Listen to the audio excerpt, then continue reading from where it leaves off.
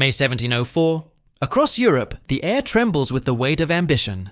From Versailles, Louis XIV, the self-proclaimed Sun King, casts his light across a continent already dimmed by war. His banners stretch from the Pyrenees to the Rhine. His armies march with a confidence that feels ordained. To the French, it is the age of glory. To their enemies, it is the slow extinguishing of hope.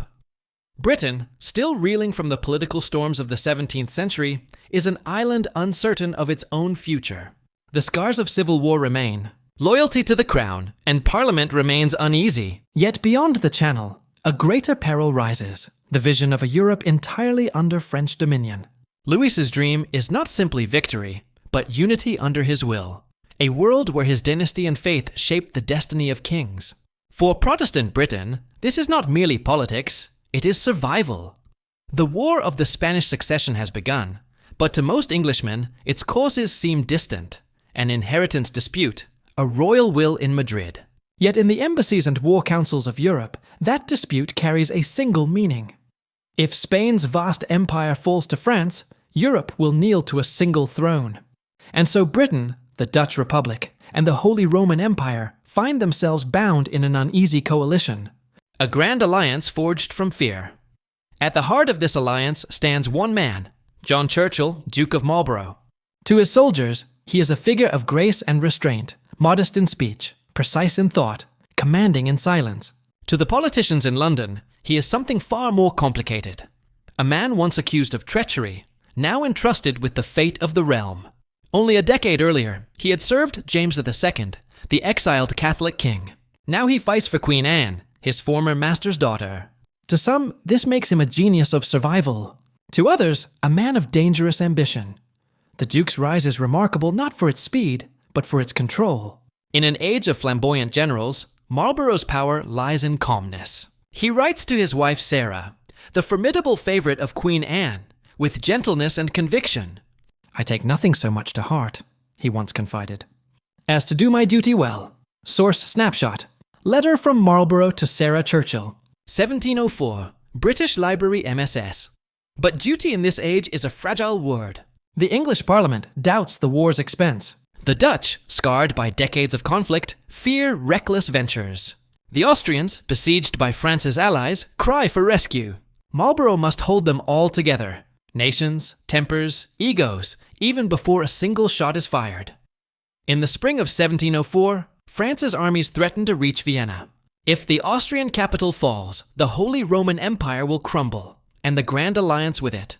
Marlborough sees the peril with frightening clarity. If Austria falls, Britain will stand alone. Her navy dominant, yes, but her continental allies lost.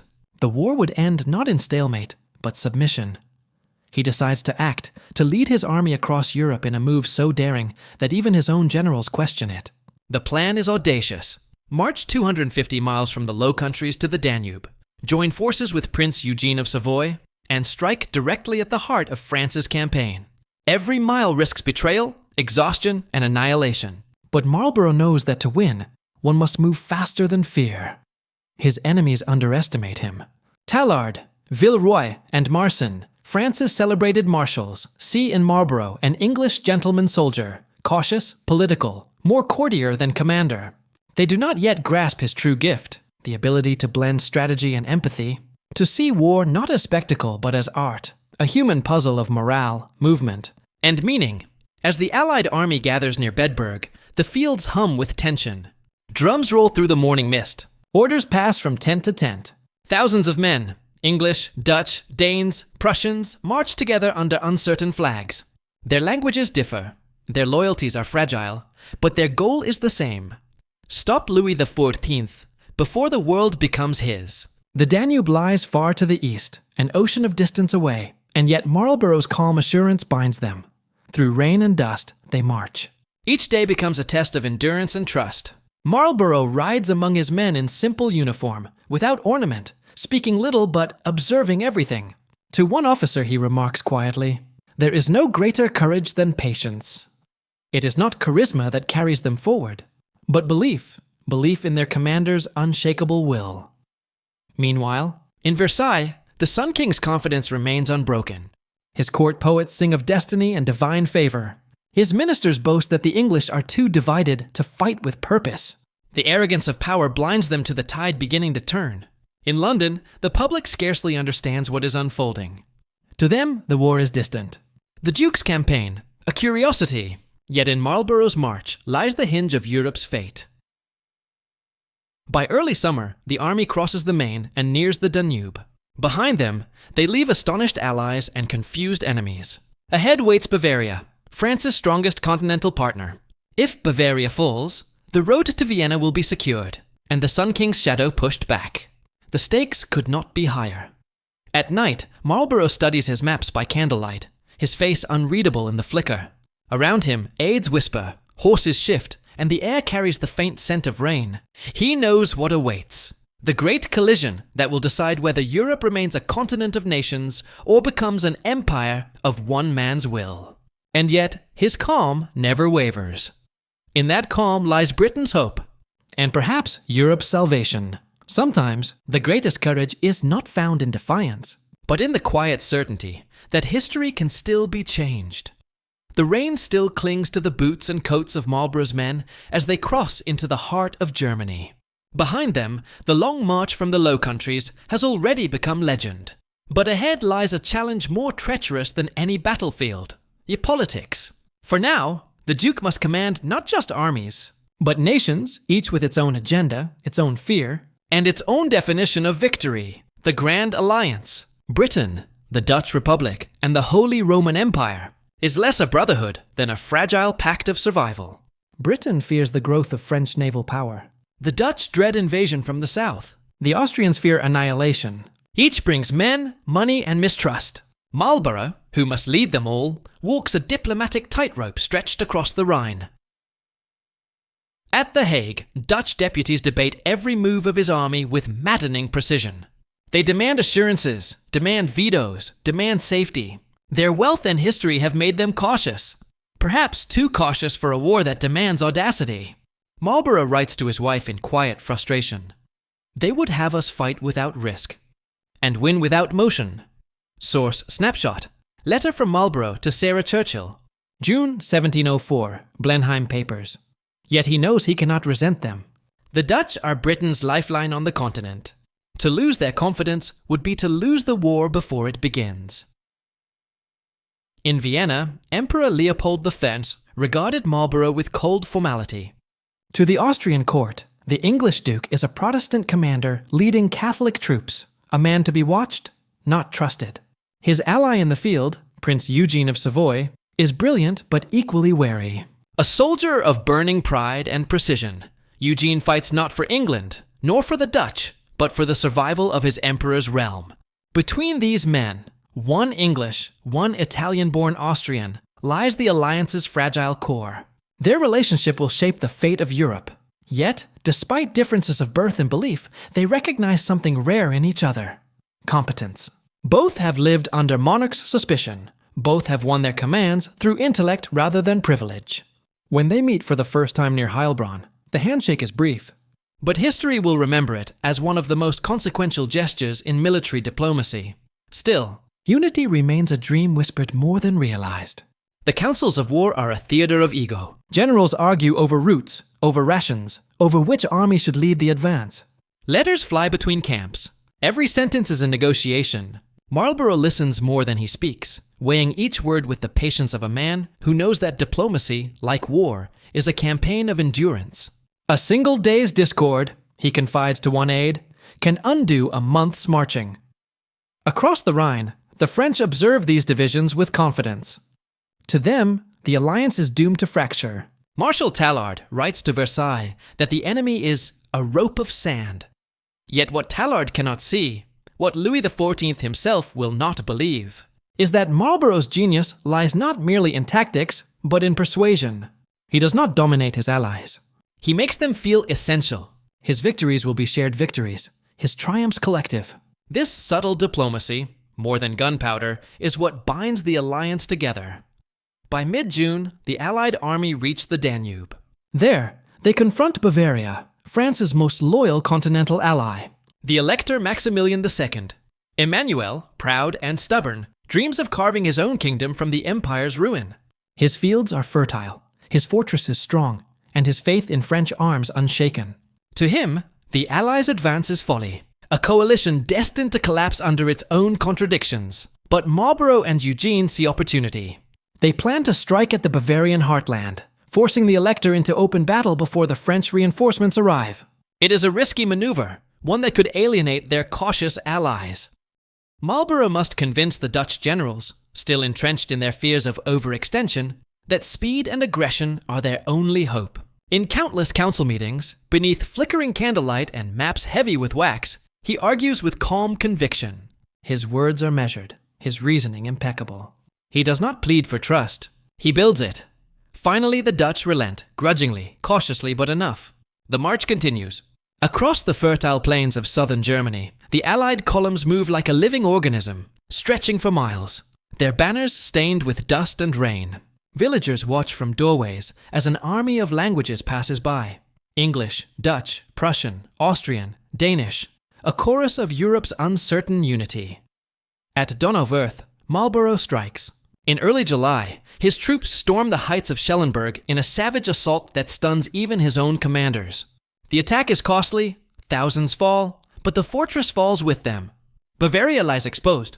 The victory silences the skeptics. The Allies, for the first time, begin to believe in the impossible, that unity might bring salvation.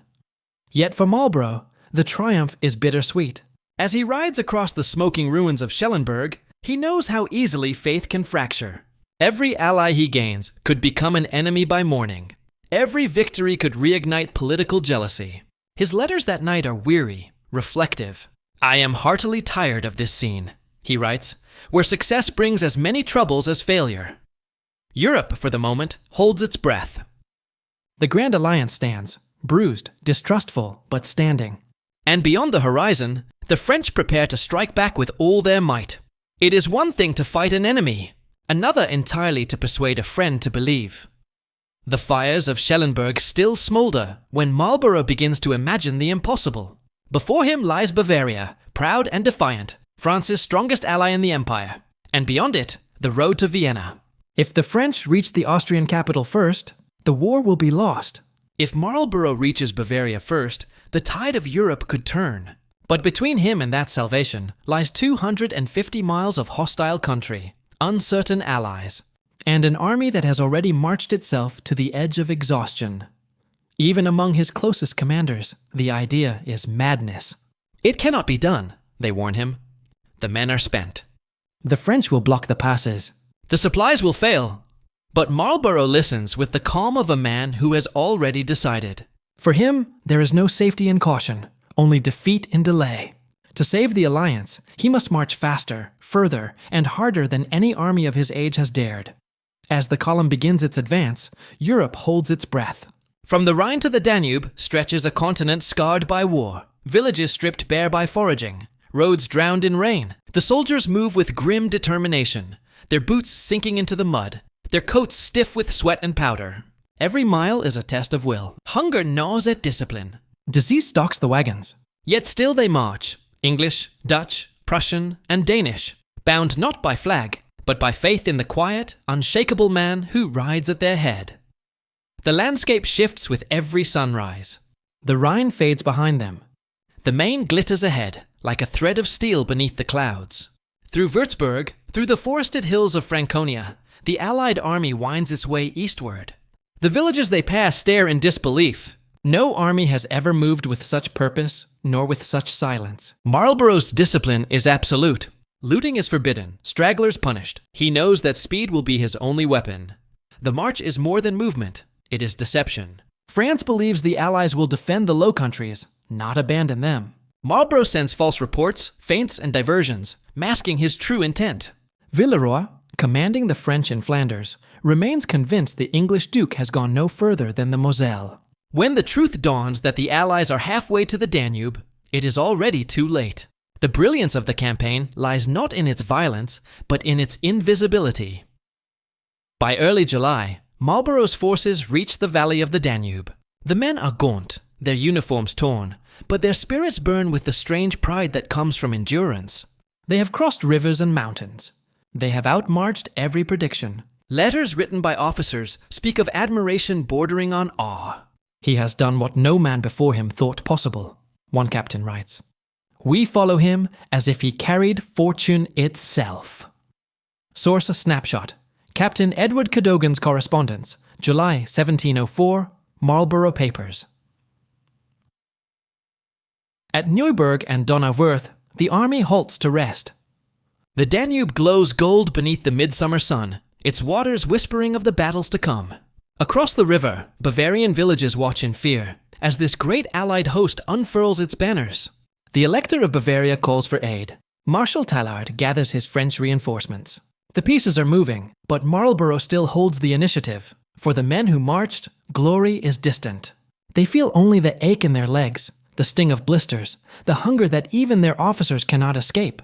Rations dwindle, bread molders, meat rots in the summer heat. The horses collapse by the roadside.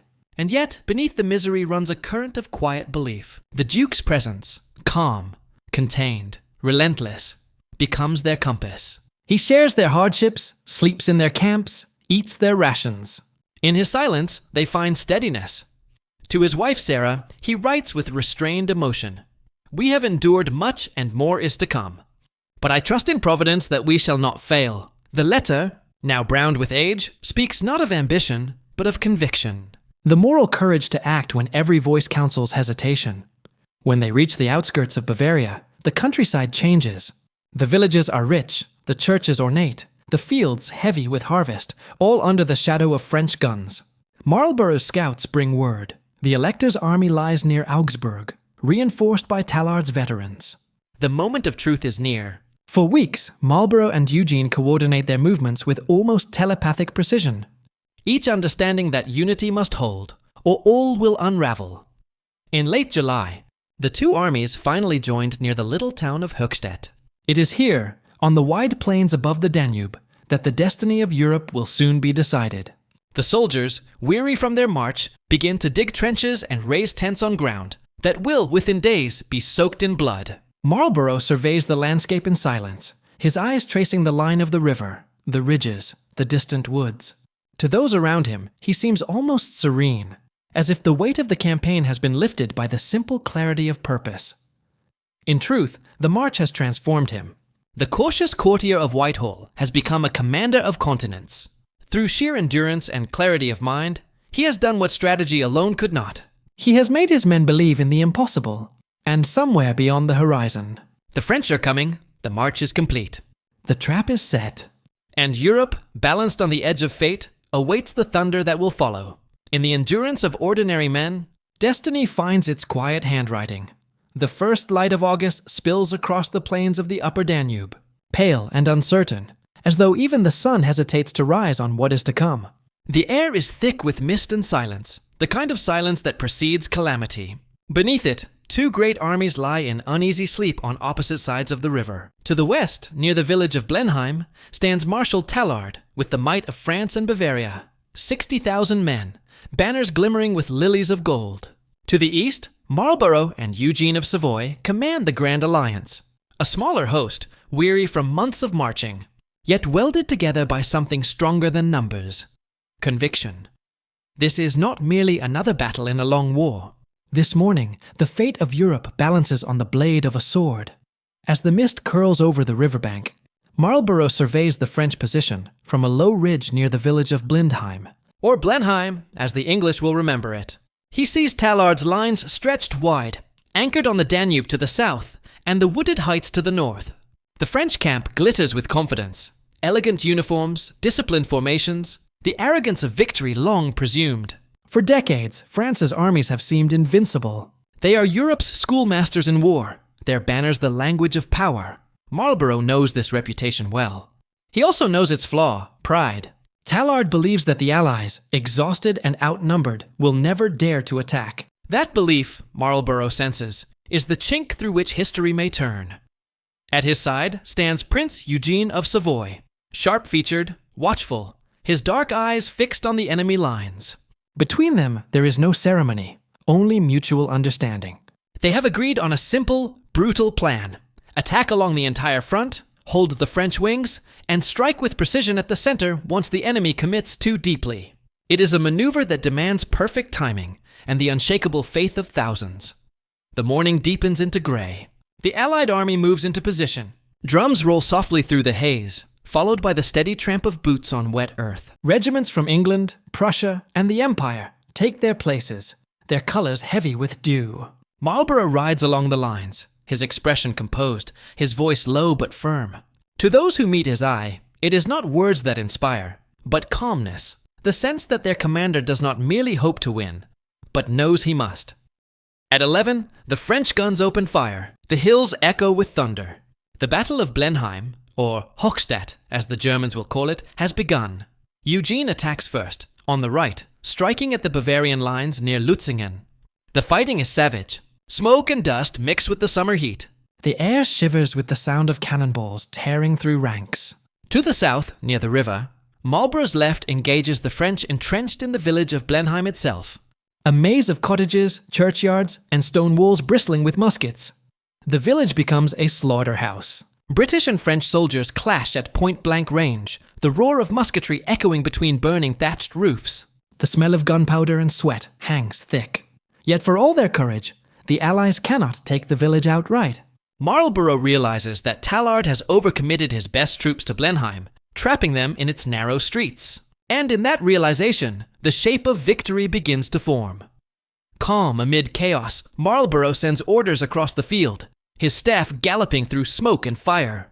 The center, held until now, begins to move. Infantry form in dense columns. Cavalry gather like waves waiting to break. The French, seeing the motion, shift their reserves to meet it. Too late. By mid-afternoon, the battle reaches its crescendo. The Allied center surges forward. Drums beat, flags rise. The ground trembles beneath the charge of 12,000 horsemen. For a moment, the line between courage and catastrophe vanishes. The French cavalry break under the weight of the attack. Their formations collapse. Panic ripples through the ranks. Marlborough, riding at the head of the charge, sees the moment of truth. With a single word, forward. And he unleashes the decisive blow. Tallard's army, once the pride of France, is split in two. The troops trapped in Blenheim are cut off. Those in the center are driven toward the Danube, where chaos becomes tragedy. Men drown in their armor. Horses thrash in the bloodied shallows. By sunset, what began as the Empire's great show of strength has become a rout. Marshal Tallard himself is taken prisoner, silent and stunned. The field falls quiet, except for the moans of the wounded and the crackle of burning wood. Marlborough dismounts, standing for a long time among the wreckage. Around him lie the bodies of thousands, English, French, Bavarian, equal in death. His aides wait for orders, but for a moment he says nothing. In his face, there is no triumph, only a kind of solemn relief. He writes that night to Queen Anne, "I have no time to say more, but to beg you to give my duty to the Queen, and let her know her army has had a glorious victory." The letter is modest, almost understated, yet its contents will echo through Europe. For the first time in a generation, the myth of French invincibility is broken. The Sun King's armies have been humbled, his aura of inevitability shattered. Across the continent, bells ring in celebration. But amid the rejoicing, Marlborough feels the cost more deeply than the triumph. 10,000 of his own lie dead or wounded, proof that even in victory, history demands its terrible price. As night falls on the field of Blenheim, the mist returns, softening the outlines of the fallen. It drifts over the river, the villages, the shattered lines of both armies, as if to draw a veil over what has been done. Before dawn breaks, no one knows which side of history they stand upon. The dawn that rises over the Danube on the 12th of August is a cruel and beautiful thing. Soft light falling upon a world about to be torn apart. Mist rolls along the river, cloaking the shapes of men and horses, muffling the rattle of gun carriages. Beneath that shroud, the two armies stand ready. France, proud and glittering beneath its banners. Britain, Austria, and the Dutch, a weary brotherhood forged in necessity. Between them, the fields of Blenheim wait, unremarkable earth soon to be consecrated in blood. When the first cannon fires, it is not just a sound, it is a signal that the age of French supremacy is ending. Smoke blooms like thunderclouds, drifting across the village where Tallard's men brace behind fences and hedges. The musket fire begins in ragged bursts, then builds into a continuous roar. The smell of saltpeter and singed hay fills the air. Within minutes, Blenheim itself is aflame. To the east, Marlborough watches through the smoke, calm as ever, his orders passing down the line like whispers through the storm. His genius lies not in aggression, but in control. Each move he makes seems almost effortless, but behind it lies an intellect calculating every motion of the field. While the French believe themselves secure, anchored to the river and the burning village, Marlborough is quietly drawing a noose around them. His plan unfolds like clockwork. On the Allied right, Prince Eugene of Savoy presses the Bavarians hard at Lutzingen, pinning their strength in place. In the center, the British and Dutch regiments feign weakness, drawing the French forward into open ground. And on the left, hidden by the drifting smoke, Marlborough gathers his cavalry, squadrons upon squadrons, waiting for the precise moment to strike. For the soldiers caught in the middle, there is no grand design, only chaos. The air trembles with volleys. Fields once green turn to mud and ash. Men stumble through the smoke, their faces blackened, their cries lost beneath the endless crack of musketry. Officers wave their swords through the haze, shouting orders that cannot be heard. Horses rear and collapse. The Danube, so still at sunrise, begins to run dark with the runoff of battle. In Blenheim itself, the French are trapped by their own strength. Tallard, desperate to hold the village, has crammed more than 10,000 men into its narrow streets, so many that they can scarcely maneuver or fire. The churchyard becomes a fortress, the cottages bullet-scarred barricades. From a distance, the village seems impregnable. Within it, it is a furnace. Flames leap from thatched roofs, lighting faces contorted with smoke and fear. Marlborough sees the truth at once. The French have imprisoned themselves. He orders his center forward. Infantry first, cavalry close behind. The assault is relentless. Wave after wave pressing into the open ground. For hours, the French resisted, their discipline unbroken, their artillery tearing gaps in the Allied ranks. But Marlborough is patient. He knows that war is not won by speed, but by endurance. Slowly, deliberately, he tightens his grip. By mid-afternoon, the Allied cavalry charged. 12,000 riders surge forward, sabers flashing through the smoke. The impact is cataclysmic, horse against horse, man against man, the thunder of hooves shaking the earth. The French line shatters.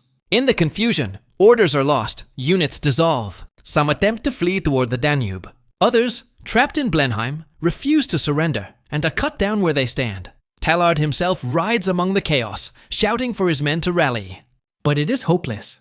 His flanks are gone, his center collapsing. When Marlborough's cavalry sweeps behind his position, the encirclement is complete. The might of France, undefeated for a generation, is surrounded.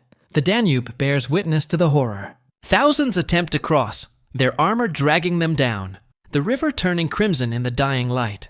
Bridges collapse under the weight of men and fear. The few who reach the far bank are cut down by Allied fire. To those who watch, it seems as if the river itself rebels, a flood of human ruin, carrying away the arrogance of empires. By evening, Blenheim is a ruin. The air is thick with smoke and prayer, the cries of the wounded mingling with the hiss of dying fires. Marlborough rides among his men, his face impassive, his voice low. He issues orders not of celebration, but of mercy. French officers are treated with dignity. Prisoners fed and tended. In victory, he remains a man of balance, aware that triumph without compassion is merely cruelty. When word reaches Versailles, the court of the Sun King falls silent. Louis XIV, whose gaze had once encompassed Europe, stares at the reports in disbelief. His army, his Grande Armée, is gone. 40,000 casualties, 30 generals captured, and the myth of French invincibility drowned in the Danube. Across Europe, church bells ring in thanksgiving. In London, crowds gather in the streets, but for those who fought, victory is a hollow thing.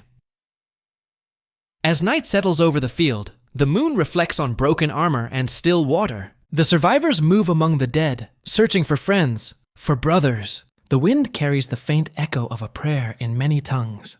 Marlborough stands apart, silent.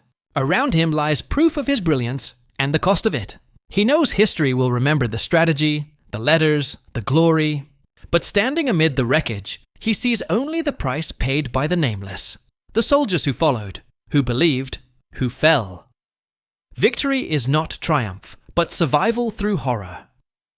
History remembers the victors, but it is the fallen who make victory possible. The guns fall silent, yet the echoes remain. Across Europe, bells ring and choirs rise in thanksgiving. In Vienna, the emperor orders a Te Deum. In London, Queen Anne's ministers proclaim a new age of British greatness. The victory at Blenheim has saved the Grand Alliance, preserved the Holy Roman Empire, and shattered the myth of the Sun King's invincibility. For the first time in a generation, France bleeds. But in Marlborough's camp on the banks of the Danube, there is no celebration, only silence. The air is heavy with the scent of gunpowder and rain. The fields that once trembled with battle now lie strewn with the unburied men, who days before had marched in perfect order, now reduced to stillness. Marlborough walks among them, his face unreadable. Around him, officers bow or avert their eyes, as though his composure hides something sacred or unbearable. To his soldiers, he remains the calm center of every storm. To his allies, the savior of Europe. Yet within, the Duke feels no triumph. His letters home reveal the truth beneath the glory. "My dearest soul," he writes to Sarah, "I am heartily tired of this bloody trade. The sight of so many dead is what I shall never get over." Source snapshot: Letter to Sarah Churchill. August 1704, Blenheim Papers. He does not write of banners taken, nor of the laurels now heaped upon him in London. He writes of faces, of boys too young to shave, of men gasping for water on the scorched fields, of French soldiers who fought with honor and died with grace. The historian may measure victory in territories gained. Marlborough measures it in lives spent. News of his triumph races across Europe faster than any courier before. At Versailles, Louis XIV, once radiant in his certainty, receives word of Tallard's defeat in silence. His courtiers whisper of omens and divine retribution. In Britain, the mood is fevered, sermons preached, medals struck, songs composed. Yet beneath the national pride lies a more subtle transformation. Blenheim marks the birth of Britain not merely as a kingdom, but as a great power, a nation whose destiny will now reach far beyond its shores. Marlborough, however, cannot savor the thought. He has won not only a battle, but a burden. Each accolade becomes a reminder of the price he cannot repay. He is praised as Europe's deliverer, yet in private he kneels nightly to pray for forgiveness. Those close to him notice his quietness, his exhaustion. The weight of command, once borne with grace, begins to show in the lines of his face. As autumn draws in, the Allied army moves slowly northward. The wounded are carried in wagons, the prisoners escorted under guard. Villages along the route cheer their passage. Garlands at the roadside, wine offered by trembling hands. Yet Marlborough remains apart, rarely speaking. When he does, it is with the reserve of a man haunted by his own success. His Austrian allies, celebrating the salvation of Vienna, greet him with pomp and ceremony. The emperor himself receives him in the Hofburg Palace, draped in gold and candlelight. But even there, amid the grandeur of victory, Marlborough's restraint unsettles those around him. He accepts his honors, but his eyes drift to the maps on the wall. Lines of rivers and fortresses that speak not of glory, but of the wars yet to come. For he knows Blenheim has not ended the struggle. It has only begun a longer one. France remains vast, its armies unbroken in spirit. Already he can see the shape of new campaigns. Ramillies, Oudenarde, Malplaquet, each demanding the same sacrifice. His wife writes urging him to rest, to return home and bask in the Queen's favor. But he cannot. The machine of war, once set in motion, does not stop for the comfort of conscience. In private moments, he confides his weariness. To his chaplain he says, "I thank God for this great success, but I tremble to think what may follow." His humility is not piety alone. It is the realism of a man who has seen victory's shadow too often. For every battle won, 1,000 lives are lost. For every empire preserved, a family broken. When he finally returns to England, the contrast is almost cruel. London greets him with rapture. Crowds flood the streets, shouting his name. The Queen receives him at St. James's Palace, tears in her eyes, calling him our deliverer. Parliament grants him a palace of his own, Blenheim Palace, a monument to eternal fame. But even as the architects lay its foundations, the Duke grows uneasy. He sees in the stone not triumph, but tombstone, a memorial not to his life, but to the lives that made his glory possible. That winter, in his letters, the tone darkens. He writes less of politics and more of providence, less of victory and more of the fragility of human fortune. How small a part of glory is happiness, he notes in one margin. It is not regret he feels, but recognition that the higher one climbs, the further one carries the memory of those who could not follow. Europe rejoices. Britain ascends. The world speaks his name with reverence. Yet in the quiet of his chambers, John Churchill, Duke of Marlborough, sits alone by the candlelight, reading his own letters as if searching for the man he once was, before the laurels, before the burdens, before the blood. To win a war is to lose a part of one's soul. The river still flows beside the quiet village of Blenheim, as the English called it. Today, it moves gently through meadows of tall grass and wildflowers, its surface untroubled, its banks unmarked by war. Only the faint undulation of the land, the curve of an old embankment, hints at what happened here. To walk this place now is to feel the strange dissonance of history, that the soil which once drank the blood of nations can, with time, return to peace. In the autumn of 1704, Europe stood transformed. The armies of France had been broken, their pride humbled, their aura of invincibility extinguished. Louis XIV's dream of universal monarchy, a Europe ordered in the image of Versailles, was undone. The Holy Roman Empire was saved, Vienna secure, and Britain, until then a hesitant island power, stood revealed as a rising force upon the continental stage. The victory at Blenheim did not merely save Europe. It changed its destiny. From that moment, Britain's path was set. No longer confined to the defense of its own shores, it had become the arbiter of continental balance, the power to whom others would look in moments of peril. The echoes of Blenheim would carry through the next century. In the fields of Waterloo, in the factories of the Industrial Revolution, in the decks of ships that circled the globe. The empire that would one day span oceans was born not in Westminster or Whitehall, but here, in a Bavarian meadow beside the Danube. Yet history is a restless thing. What one age exalts, another forgets. Within a few generations, Blenheim's thunder had faded into a footnote.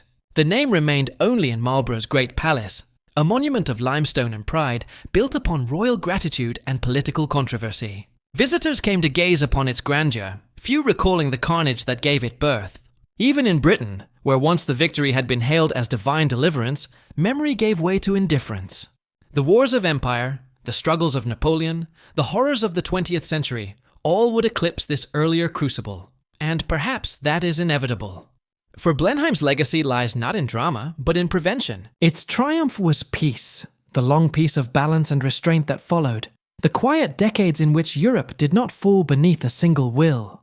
Marlborough's genius, like the field he conquered, became part of the landscape itself, shaping the future, even as it vanished from view. For John Churchill, the cost was personal. The Duke would fight on for years, winning victories at Ramillies, Oudenarde, and Malplaquet, each more costly than the last. His fame grew until even his enemies admired him. Yet the shadow of Blenheim never left him. He carried it like a relic, the knowledge of what glory demands and what it consumes. When he died in 1722, he asked for no grand inscription on his tomb. The wars, the triumphs, the politics, they were done. What remained was the silence of understanding. Today, in that same field, the air is still. Farmers plow the soil where once the French cavalry charged. A single stone monument stands near the village, modest, weathered, its inscription faint. It bears no flag, no boast, only the name of the battle and the year. And yet, in its simplicity, it speaks more powerfully than any triumphal arch. It speaks of endurance, of sacrifice, of a Europe that survived because ordinary men believed in something larger than themselves.